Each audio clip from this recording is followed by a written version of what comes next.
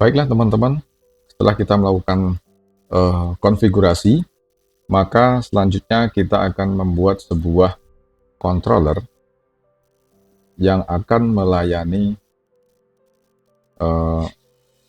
API. Nah, kita kembali ke editor, kita bikin sebuah controller, lalu kita beri nama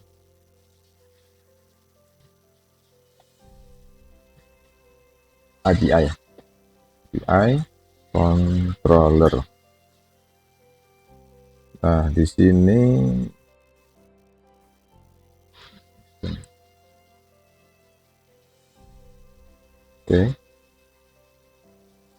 oke kan?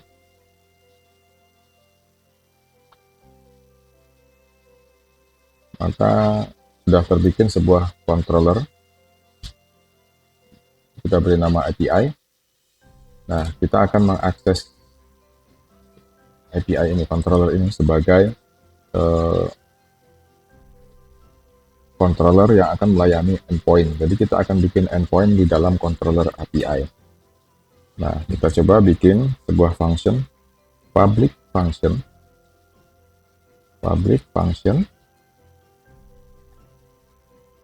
action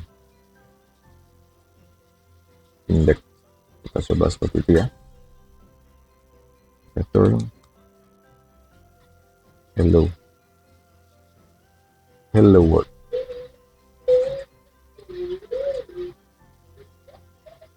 Oke. Kita coba jalankan. Test API. Oke, not found. Kita tambahkan /index invalid.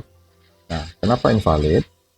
Karena kita belum mengextend dari controller untuk RESTful API atau API itu sendiri. Di sini kita tambahkan extend controller kontrol spasi. Nah, di sini ada beberapa pilihan, web, base, dan rest. Maka kita menggunakan rest. Seperti ini. Oke. Ketika kita sudah mengextend controller, maka indeks ini sudah dikenali. Nah, uniknya dalam framework I, ketika kita ingin membuat sebuah endpoint atau fungsi yang nantinya akan diakses di URL, itu kita harus menggunakan awalan action. Padahal nanti yang akan diakses di URL itu hanya adalah index, misalkan API/index, seperti halnya terlihat di layar seperti ini. Tapi di dalam controller harus kita bikin action seperti itu. Nah, kita coba setelah kita extend, kita tambahkan, coba kita jalankan.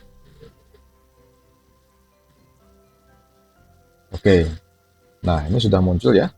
Jadi ini responnya sudah muncul, hello world. Ini dalam bentuk format XML. Jadi defaultnya akan diresponnya itu dalam bentuk XML. Nah, kita juga biasanya kalau endpointnya index itu cukup API sini aja, API/. Nah, itu sudah direspon tanpa harus menuliskan endpointnya langsung. Tapi lebih amannya tambahkan endpointnya. Nah, ini untuk endpointnya hello world index. Nah, kita coba bikin sebuah endpoint lagi. Kita bikin endpoint public function action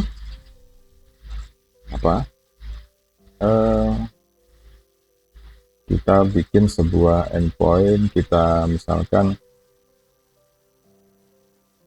mahasiswa ya, update mahasiswa, insert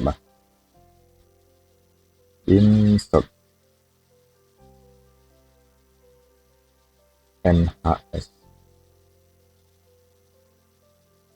Nah, kita bikin sebuah endpoint insert NHS. Nah, di dalam penulisan endpoint di framework I yang saya ketahui itu bisa langsung, ya misalkan insert mahasiswa, ini sebenarnya kan sebuah dua suku kata, itu bisa kita tulis menjadi insert mahasiswa, MHS kecil.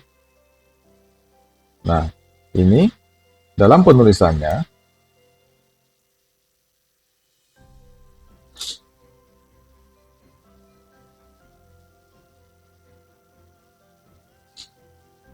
dalam penulisan di URL, kalau dia model apa namanya endpointnya seperti ini, huruf kecil semua, cukup diawali huruf besar itu pada akhiran action insert. Nah, insert itu diawali dengan huruf I besar. Kalau seperti itu, maka kita akan memanggilnya insert MHS, maka akan huruf kecil semua sekali. Nah, maka akan ada respon. Tetapi ketika kita ingin membuat sebuah endpoint dengan memisahkan, biasanya kalau saya lebih cenderung ketika membuat sebuah endpoint, ketika itu dua suku kata, maka masing-masing suku kata diawali dengan huruf kapital. Misalkan insert mahasiswa MHS, M-nya besar. Maka dalam pemanggilannya, kita tidak bisa seperti ini. Maka kita harus tambahkan dengan min. Nah, seperti itu. Oke. Bisa dipahami ya teman-teman ya? Seperti itu. Nah, ini kenapa responnya XML? Oke, kita akan tambahkan beberapa fitur yang ada di controller REST dari G itu sendiri. Kita tambahkan behavior.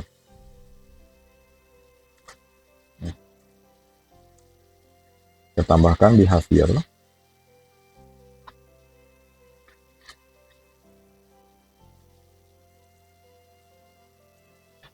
Oke, kita tambahkan sini.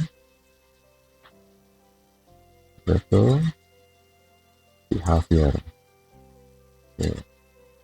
Behavior. Kita tambahkan di sini. Ini bisa autentikator untuk autentikasi. Kemudian behavior.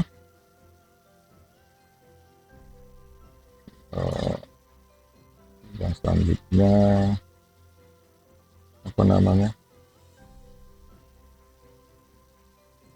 Kita tambahkan konten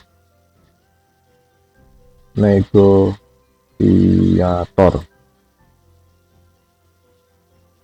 format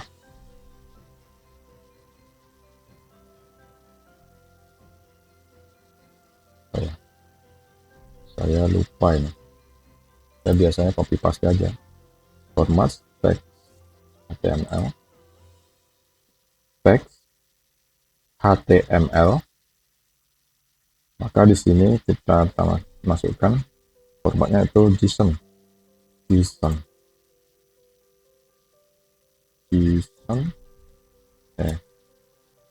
Respon. Ya, respon ya.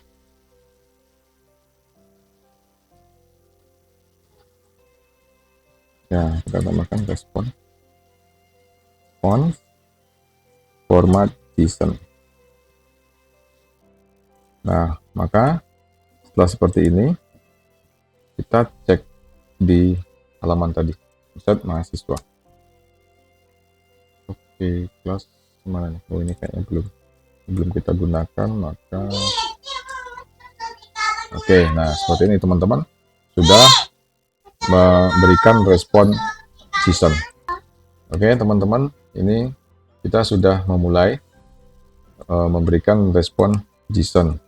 Maka dalam ininya endpoint insert mahasiswa itu sudah memberikan respon dalam bentuk JSON.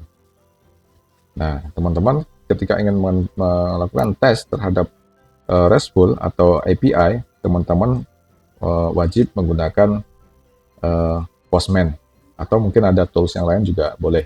Biasanya saya menggunakan Postman. Oke, kita akan lanjut ke tahap selanjutnya. Untuk tahap ini sudah berhasil ya, kita sudah berhasil membuat sebuah controller API dan endpoint, satu endpoint yang akan memberikan respon dalam bentuk JSON. Baiklah.